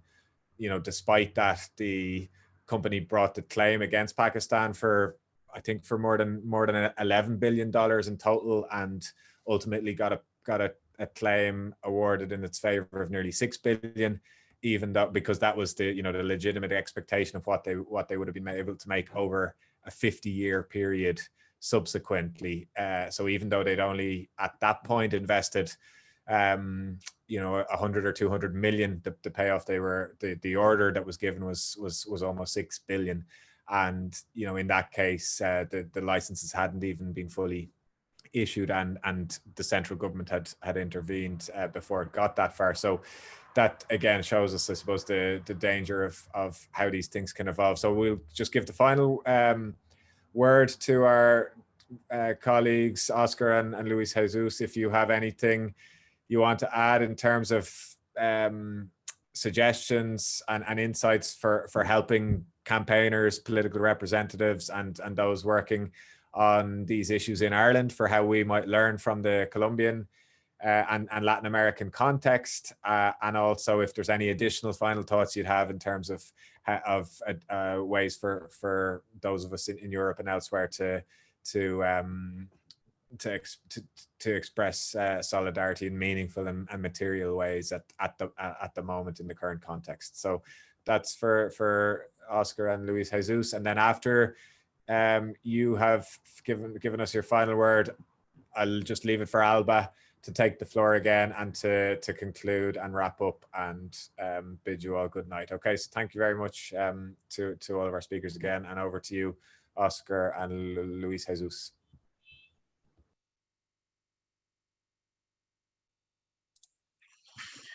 Ok, bueno, yo quisiera, porque sé que hay algún interrogante del proceso acá, de cómo se pudiera replicar, digamos, en Irlanda la lucha que se ha dado acá. Yo creo que el proceso acá de movilización de la gente, como lo explicaba en la ponencia, definimos un objetivo en común y sumamos a todos los sectores. SPS O sea, Alba para el turno. dijimos Le mando a Alba para que Alba se la retiró. defensa del agua, la defensa del páramo de Santurbán. Súmense todos en torno a ese único objetivo. Y así empezamos a lograr convocar a la gente. Primero explicándole, yo creo que la información es fundamental, que la gente conozca esto que estamos hablando acá, los impactos de este tipo de proyectos, y eso le va despertando a la gente conciencia, un nivel de conciencia para que la gente asuma el papel de defensa del territorio, de defensa de su futuro. El tema de las licencias, es importante que ustedes conozcan que hoy Minesa, la multinacional propiedad de Emiratos Árabes Unidos, que hoy está con la intención de explotar el páramo, la licencia está quieta, está en stand-by, porque el estudio de impacto ambiental que presentó Minesa fue archivado. Ellos tienen la posibilidad de presentar nuevamente el estudio de impacto ambiental para que nuevamente inicie el proceso de licenciamiento, ¿sí? La etapa de exploración simplemente no necesita casi que autorización del gobierno, que es la que están ellos en etapa de exploración, y la etapa de licenciamiento, que es para la explotación, es la que tienen que pedir la licencia, y lo que se conoce es que Minesa nuevamente va a presentar el estudio de impacto ambiental. Entonces tendremos que nuevamente salir a las calles a movilizarnos, a rechazar de manera contundente. Y entonces, ¿cómo pueden vincularse ustedes ahí? Yo creo que primero la comunicación. Yo creo que primero hay que establecer comunicación con ustedes, con las ONGs, con el comité, mantener una comunicación permanente para poder estarlos enterando a ustedes de qué es lo que está pasando, para mantenerlos informados. Entonces la comunicación tiene que ser fundamental. Lo segundo es que, producto de esa comunicación, empecemos a establecer tareas o objetivos, ¿sí? A realizar. Entonces ya si hay tareas definidas, pues cómo las ONG de ustedes se pueden vincular a apoyar esas tareas ya en concreto. Me parece que eso sería como las conclusiones para seguir en esta lucha y de verdad pues agradecerles a todos ustedes el apoyo, la solidaridad y seguiremos en esta lucha por el agua, por la vida y por Santurbán. Thank you very much.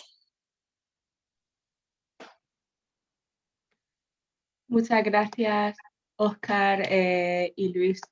John, is there anything else you want to say? Quiero decir algo. Alba. Ah, sí, perdón.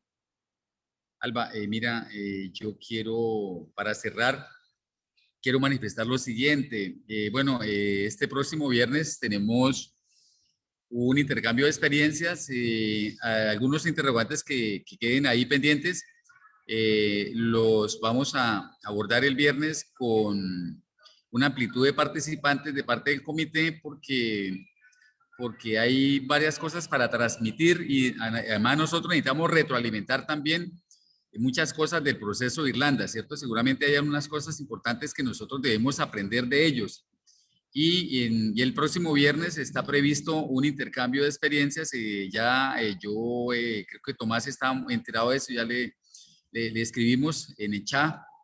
Y bueno, y era como eso, aparte de expresarles nuestros agradecimientos nuevamente. Y bueno, el viernes resolvemos una cantidad de inquietudes que tenemos también de Irlanda, de ese proceso que nos parece importantísimo. Muchas gracias por todo. A nombre del Comité para la Defensa del Agua del Páramo Santurbán. Muchísimas gracias a vosotros por estar aquí. John, is there anything else you want to say, or can I start with the closing? No, go ahead, Alba. Just the only thing I want to say is thank you to yourself and to everyone else involved in organizing and to all of our speakers. And I'll leave it with you. Thank you. Thanks so much. Well, just a few things before we close, because it's already quite late.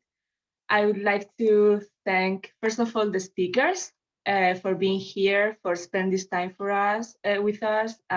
It was a lot of time to organizing and planning this talk. So thank you very much for all your time. I would like to thank also the participants for being here and stay long. I hope that you enjoy it as much as we enjoy it. And finally, I would like to thank Irish Aid and our members for supporting us and for funding us and for make possible this kind of events with their support and their help.